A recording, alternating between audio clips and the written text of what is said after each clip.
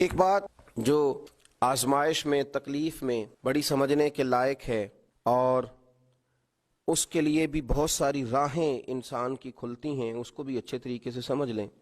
کئی دفعہ زندگی میں ایسا ہوتا ہے کہ انسان پر مشکلات آتی ہیں تو وہ کوئی سبب اختیار کرتا ہے، کوئی تدبیر کرتا ہے تو اللہ اس کے لیے آسانی فرما دیتا ہے۔ بیمار ہونے والے نے دوا استعمال کی، مناسب پرہیز کیا، اللہ نے شفا عطا فرما دی۔ کسی جگہ کسی منزل پر سفر کرنے والے کسی شخص نے گاڑی حاصل کر لی، صحیح رستے کا آغاز کیا اور وقت پر سفر شروع کیا تو اس کی منزل آ گئی۔ بہت سارے انسان کو دنیا میں مشکلات کا سامنا ہوتا ہے، وہ اس کے لیے جب تیاری کرتا ہے، اسباب اختیار کرتا ہے،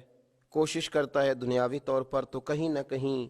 اس کے لیے راستہ بن جاتا ہے، وہ نکل جاتا ہے۔ لیکن کبھی کبھی زندگی میں ایسا بھی ہوتا ہے کہ چاروں جانب اندھیرا نظر آنا شروع ہو جاتا ہے، یوں محسوس ہوتا ہے کہ نکلنے کے راستے سارے مسدود ہوتے چلے جا رہے ہیں، یوں لگتا ہے کہ مشرق سے لے کر مغرب اور شمال سے لے کر جنوب تک شاید کوئی راستہ ایسا ہے ہی نہیں جو اس مشکل سے نکال سکے۔ بڑے بڑے ذی شعور، عقل و فہم والے اور علم و فن والے لوگ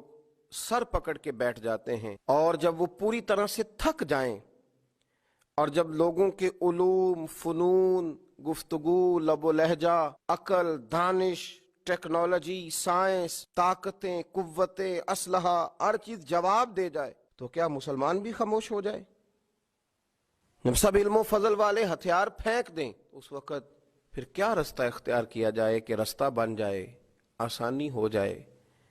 منزل کی طرف بڑھنے کے لیے سواری کا بندوبست ہو جائے؟ تو میرے رب کریم نے وہاں بھی اپنے بندوں کو مایوس نہیں فرمایا، بلکہ اللہ کریم نے فرمایا وَمَن يَتَّقِ اللَّهَ يَجْعَل لَّهُ مَخْرَجًا۔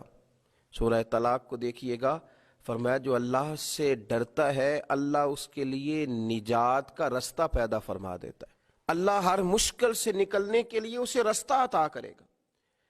اب جب سارے رستے مسدود ہو جائیں گے تو پھر مسلمان کون سا رستہ اختیار کرے گا؟ وہ استغفار کا رستہ ہے، وہ توبہ کا رستہ ہے، وہ اللہ کی بارگاہ میں حاضری کا رستہ ہے۔ وہ پھر اس کے حضور عرض کرے گا کہ مالک ہم تو تھک گئے، پر تجھے نہ نیند آتی ہے نہ اونگ آتی ہے، تو رحمت فرما۔ پھر لوگ استغفار کریں گے، پھر اس کی بارگاہ میں حاضری دیں گے، پھر اس کو منائیں گے، اور جب استغفار کا رستہ اختیار کیا جائے گا تو رب فرماتا ہے یجعل لہ مخرجا، میں ہر مشکل سے نکلنے کا رستہ عطا کروں گا، وَيَرْزُقْهُ مِنْ حَيْثُ لَا يَحْتَسِبُ، اور تمہیں وہاں سے روزی دوں گا کہ تمہارا گمان بھی نہیں ہوگا، تم نے سوچا بھی نہیں ہوگا۔ حضرت ابن عباس رضی اللہ تعالیٰ عنہ بیان فرماتے ہیں کہ نبی پاک صلی اللہ علیہ وسلم نے فرمایا جس نے استغفار کو لازم پکڑ لیا، جس نے اپنے اوپر لاگو کر لیا کہ مجھے اب استغفار کرنا ہے، مجھے اپنے رب سے بخشش مانگنی ہے، جس نے استغفار کو لازم پکڑ لیا،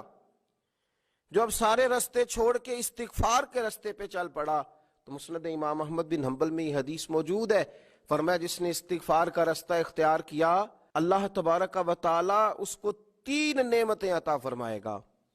یا رسول اللہ صلی اللہ علیہ وسلم کون سی؟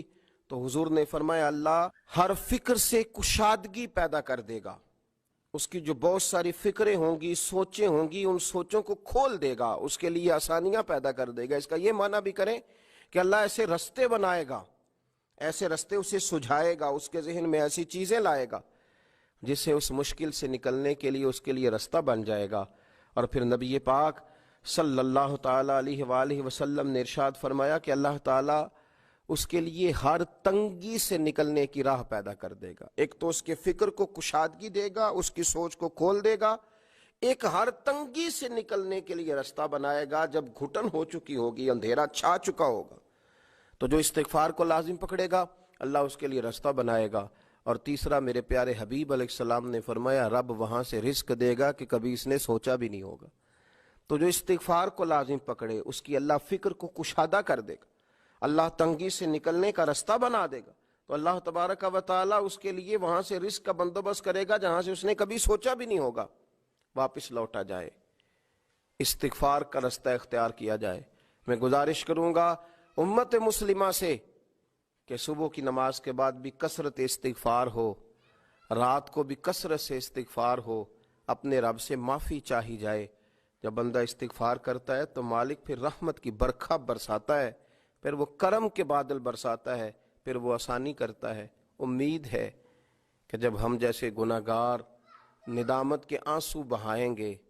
تو عرش کا مالک رحمتوں کے دروازے کھول دے گا۔ اللہ سمجھنے کی توفیق عطا فرمائے۔